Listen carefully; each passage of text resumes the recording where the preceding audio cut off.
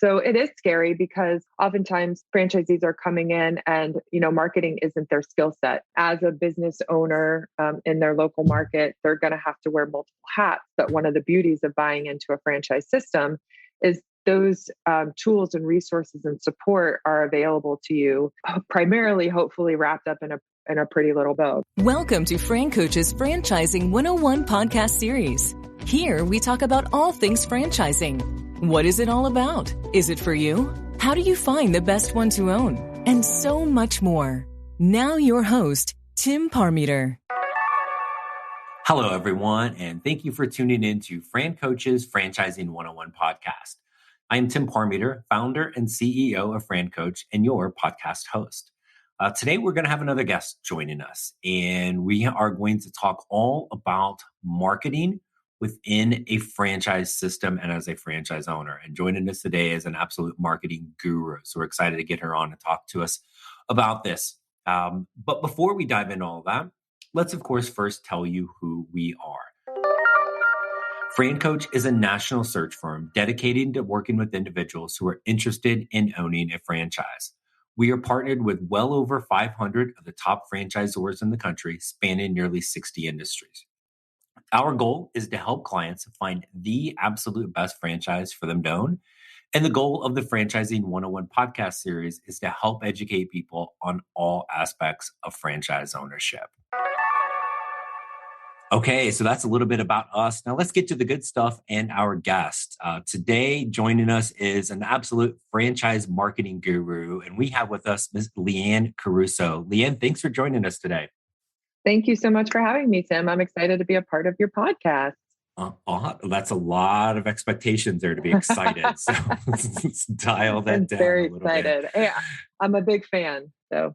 Well, thank you. And I'll go ahead. Normally I say this at the end, but since you're a big fan, we have, and we're talking about marketing today, we have Franchising 101 podcast merch, which is a word. Merch is a word I learned from my 8-year-old, and so we'll have to hook you up with some merch, both as a guest and as a fan. So, please do. I will wear it with pride and tag you on Instagram. I'm a micro influencer. See, there we go, and we're teeing us up for the conversation today, which is all about marketing. Thus, we have a marketing guru with us. So we do want to talk about some things from a franchise owner perspective on marketing, because it's sometimes a scary word for people, and it really shouldn't be. But first off, the heck with marketing. Tell us a little bit about you, and then certainly understand how you got involved into this wonderful and sometimes hidden world of franchising. Sure.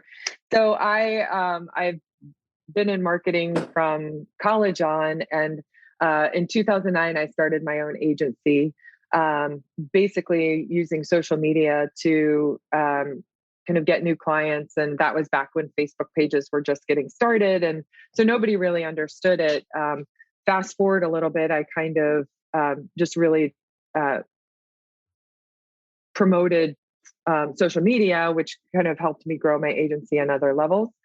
But I started working with franchisees to help them understand social media and posting on Facebook. And that was back when business pages, like I said, were just getting started. But that's also back when you could actually see the content on the business pages, and there was lots of engagement. And it was kind of fun to build your brand. So fell into franchising with a Massage Envy, local Massage Envy, which turned into a regional Massage Envy group, which turned into more and more opportunities in franchising. So now I'm doing franchise marketing consulting, primarily working with franchisors on a fractional CMO level. So I just come in and I help fill that VP of marketing or CMO role, help with strategy, business development, teams and marketing infrastructure, grand opening plans, local store marketing, you name it, as it aligns with marketing. That's kind of what I come in to help brands do, whether or not it's micro emerging or larger brands. And it's been a real fun couple of years taking on this new path of franchise marketing consulting. Very cool. And I just think that it's one of those things that, from an industry perspective with franchising, most people don't know from the outside you don't know the first thing about it. And then once you get inside, there's so many possibilities of things that people could just like, and not to get too deep on this, but you could make a career within the world of franchising and never be an owner if you wanted. There's so many different things within that. And certainly anything from a business ownership standpoint, you might want to have some idea of what you're doing marketing wise, right? So certainly Right. for you, you're going to be super busy all the time based on those needs. So very, very cool. And I need to kind of add something for what you're talking about, because you went back to college, and things not going back all the way to like being a toddler for tell me about yourself. But it's important to point out you went to Florida State University. Yes. Just scoring bonus Very points with my fiance on that, right? So you say Florida State, do you? Okay, awesome. Go Seminoles.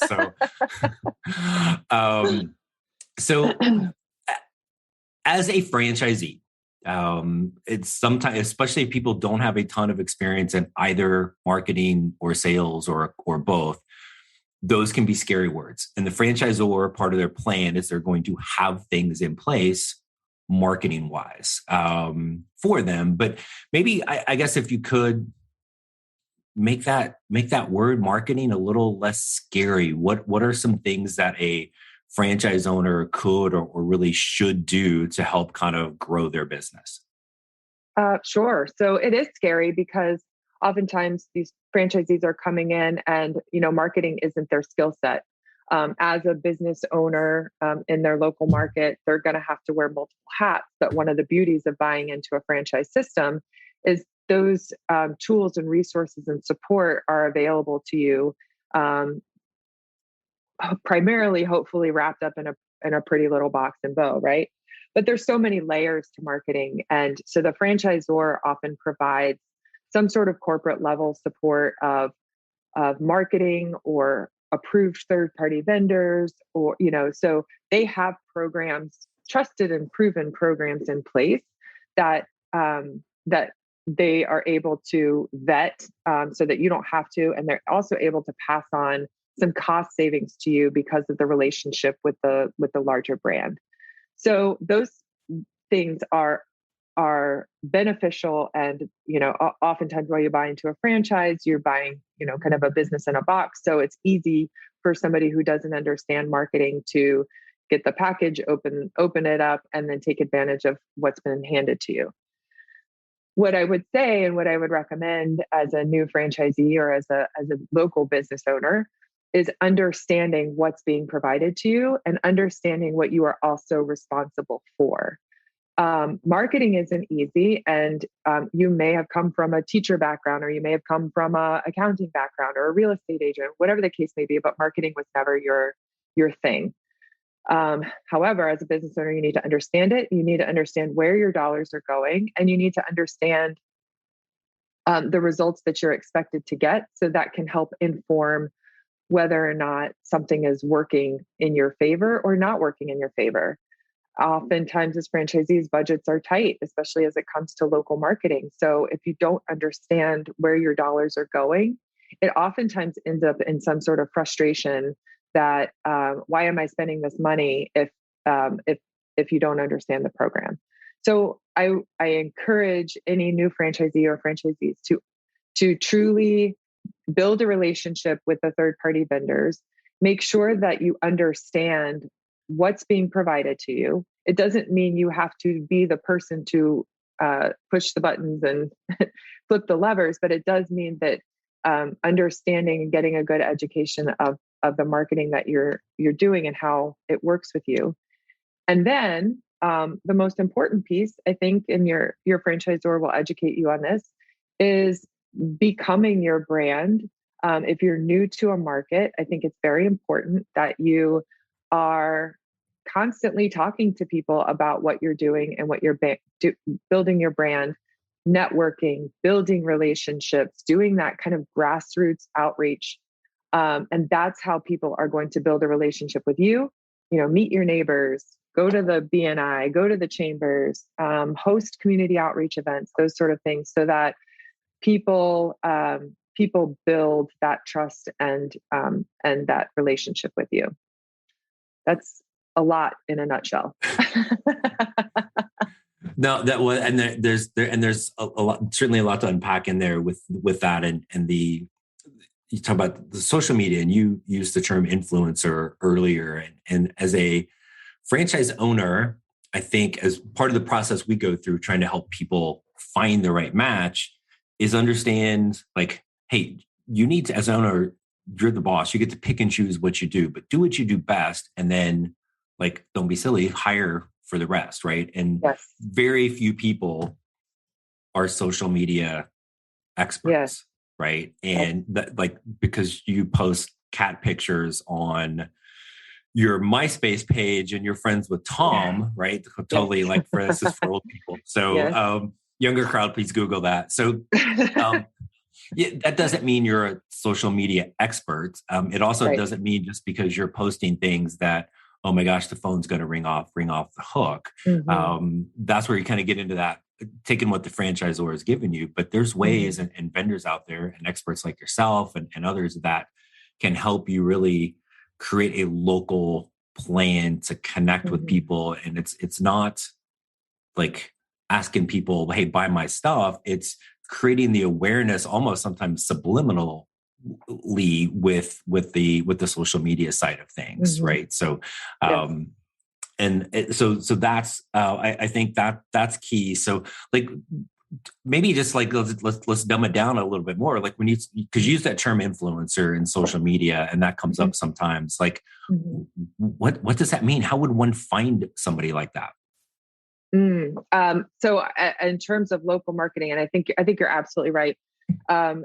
Just because people post on Facebook on their personal channels and they engage and they interact and they have such a great time does not make them well equipped or qualified to understand business Facebook. There's a game behind it. There is algorithms. There are things that are far beyond your control.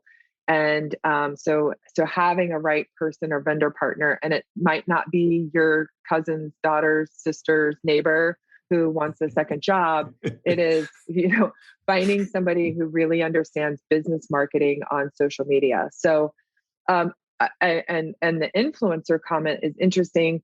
I do hear a lot of franchisees say, how do we get influencers? How do we get influencers? Instead of, as a local business, I mean, certainly influencers are very important. If you're the larger brand, if you're F45 and you got Marky Mark, let's also take it back a notch, take it back a few years. You got Marky Mark promoting to F45. That's an influencer, and that's pretty amazing, right? But as a local business, keep it local. And there are micromanagers, there are micro influencers within your market that can be probably even more effective than a larger influencer. So finding mommy bloggers, finding people who have a decent following that aren't out of reach to you, and building those relationships and have them talk about your brand. One of the greatest things that you can do in social media, it's called UGC, or user generated content. When you build a raving fan base and you have other people talking about your brand in a good way, then that saves you a lot of time and money. So certainly building those relationships and finding some micro influencers in your network, whether it's it could be the local news anchor who goes to your Orange Theory, or it could be somebody who has a big following. Maybe it's one of the best real estate agents, and they go to your pizza joint. It's so easy to build those relationships. And if they already love your brand, you might as well, work out something with them to help promote it in such a way. And it's not hard. It's just remembering to keep an eye out for those kinds of people who already love your brand and who are willing to probably more than happily promote it on your behalf. Right. And then to understand that it's not something that's, well, geez, I've had some great content for the last 2 weeks. Why don't I have 15 new customers? Right. Yeah. There's kind of that cumulative effect, right? Is you have, sure. You may have something the franchisor is done for you with a website or SEO, or maybe you've got a pay-per-click campaign going on, and you've got social media, maybe there's print, you've got a wrapped video, all these different things kind of tie in together. And that's why I always think it's a little subliminal, right? It's the, I always kind of tell people, it's like, when you were shopping for that pair of shoes, but you didn't buy it. And then every website you went on the next week, that pair of shoes popped up there. That's not a sign from God that you need to buy those shoes. That's the company stalking you until you do. Right. And you as a business owner, again, with the right professional team around you, can do very similar things. Right. Exactly. Yeah. It is a accumulation of multiple touches. I mean, if you just think about your daily activity, when you pop on your phone or your desktop, when you're driving to the store, with as many marketing messages as you're hit every single day. I mean, it's in the hundreds. It used to be, 20 a day probably, and you have to at least hit them 7 times for them to get an action. It is far more than that now. So it's meeting people where they are. So you can't just rely on Facebook, and you can't just rely on Google. You have to go multiple places for that subliminal messaging. And then when they're in the right space and time to make that choice, then you got them, but it's not easy. It's not easy, and it's not inexpensive. No, but Spoiler alert. Right. but also a spoiler, but it works, right? And yes. you can't have, I don't care what the business is, you can't have one lead gen strategy, right? McDonald's entire lead gen strategy isn't just the golden arches, right? Right. It's not, right? And the other thing that I think has a certain element of fear around it is that kind of face of the business, the networking, a chamber, a Rotary, a BNI. Can tell you how many times people have asked me, "What's BNI?" I'm like, I don't know, BNI, right? So, and what that's like, because I think in people's minds that have never done it before, it's salesy. I'm going to this group and asking for people to buy my stuff, and it's quite the opposite. Quite the opposite. Right. In most cases. So maybe if you don't mind, give us a little taste of, I'm a new franchise owner and I'm going to go, oh my gosh, I got to go network and connect in one of these kind of groups. So you're absolutely right. It is not salesy, and neither is social. Social is not about putting out a sale or an offer or like, listen to me. In any relationship that you have, it is two-way. It is social. It is building relationships and building a foundation with people so that when they are ready to make a purchase, or they know somebody who, is going out for pizza, where should I go? Oh, I just met this guy, he opened a new local restaurant. You should go there. It is through and through. It's building relationships with people that you know, like, and trust, and you want them to know, like, and trust you. But I know for a fact, I don't go into any networking meeting and I just start talking about my business. That whoever you're talking to is going to walk away so fast. It is, you introduce yourself. You'll get kicked out. Absolutely. You introduce yourself and you have a real conversation about who you are. You talk about your kids. You talk about, that Florida State's the best football team. Just kidding. Not anymore. That was pre-social media. That was pre-social media. But you get to know the person, just like in any human relationship. It is still human through and through. And you make the sale on the other side of that authenticity and that transparency and wanting to help each other when it's time. But usually it doesn't just happen in that moment. Yeah. It takes some time, but it's relationship building. It's creating the awareness. It's like, I've always told people, like, go in there and figure out how you can help somebody else. Right. Right. And sometimes it's just, you're in there with other people who are self-employed, other business owners. It's a little group therapy, because when you go out of the corporate world into owning a business, all your corporate friends and family are going to look at you like you have 3 heads. So you need a different source of like somebody else out there that's going to get what you're talking about. And sometimes it's just that. All right. And then the other thing we talked about offline was just it's a joke in my inner circle, the word merch. And so, because I literally learned it from my 8-year-olds, and when he was talking about merch, I'm like, what word are you saying? I don't understand what you're saying. He's like, Dad, it's merch. What is merch? Merch. His definition of merch was merch. So merch. And then he's like, well, Google it. All right, thanks.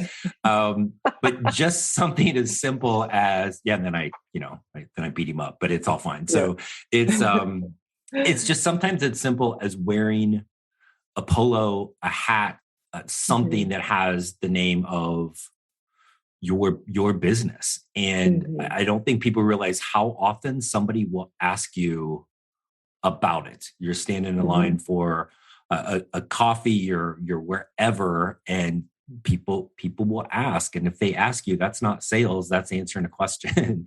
right. So again, I think it's one of those like kind of simple things that's not scary. And like, you got to wear something anyway. So why not a Florida State shirt to promote the, awesome Seminoles, or it's whatever your business is.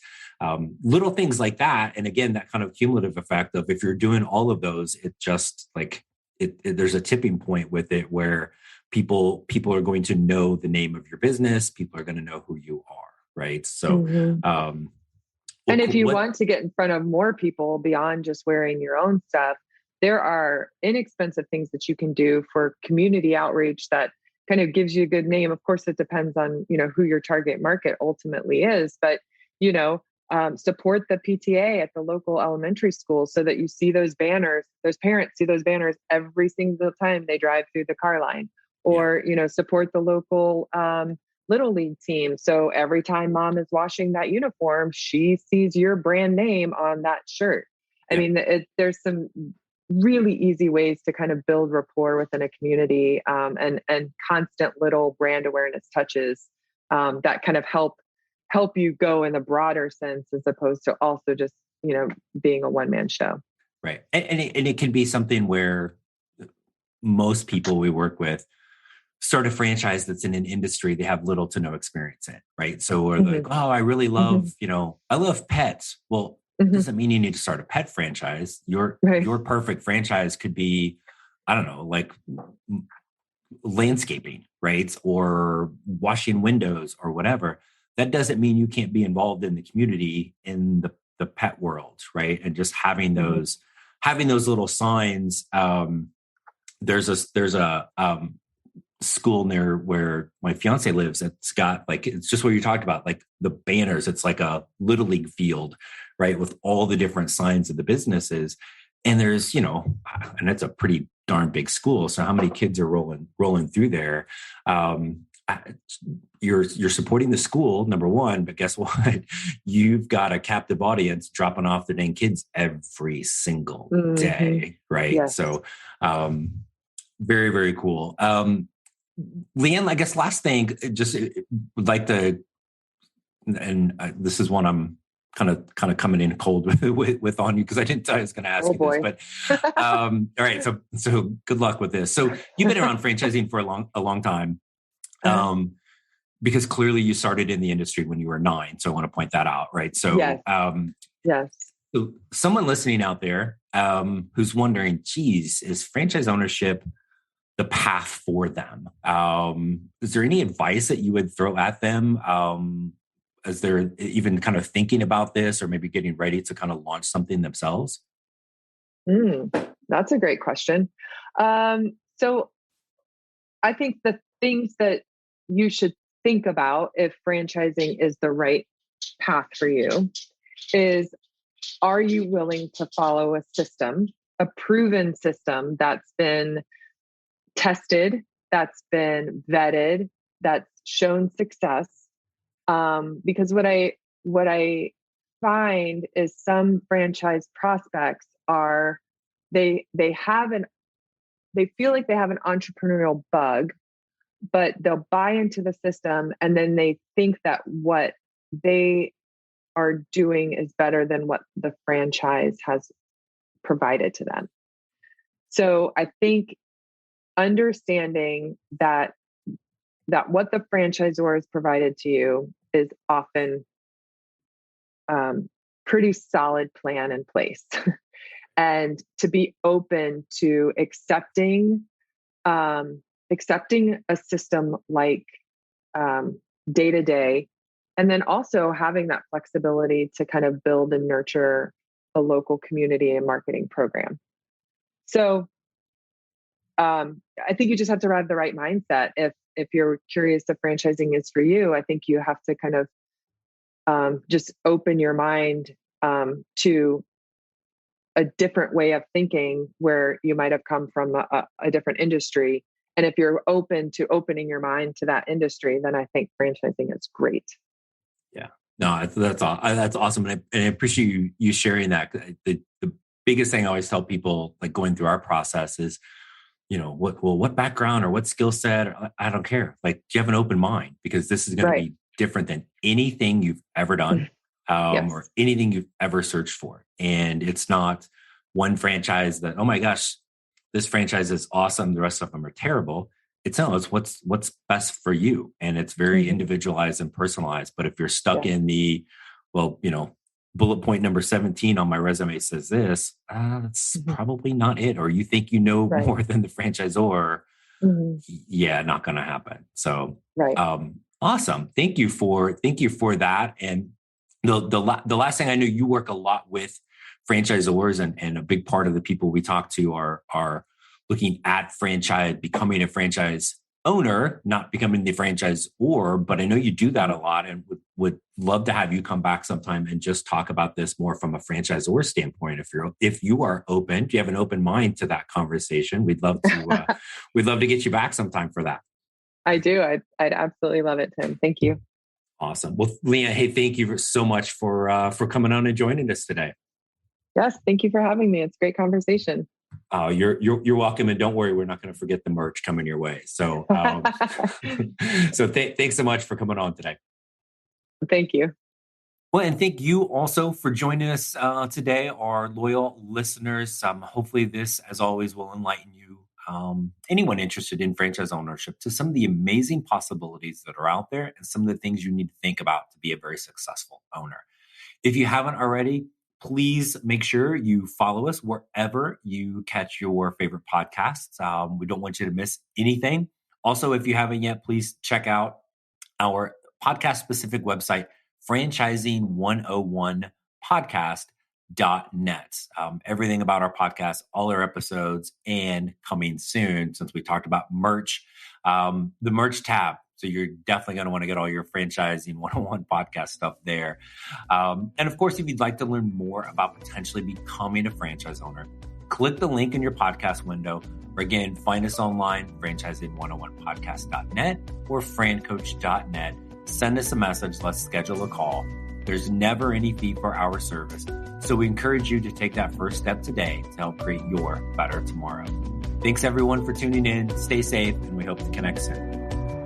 Thanks for listening to FranCoach's Franchising 101 podcast, where our ultimate goal is to help educate you on all things franchising so you can create your better tomorrow.